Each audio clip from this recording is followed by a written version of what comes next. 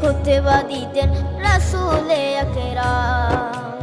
উস্তুনে হান্নানা একটা খেজুর গাছের নাম, যাকে ধরে খুতবা দিতেন রাসূলে আকরাম, যাকে ধরে খুতবা দিতেন রাসূলে আকরাম। গাছটা নবীর বিরহে সদা কাঁদিতে রহে, গাছটা নবীর বিরহে সদা কাঁদিতে রহে।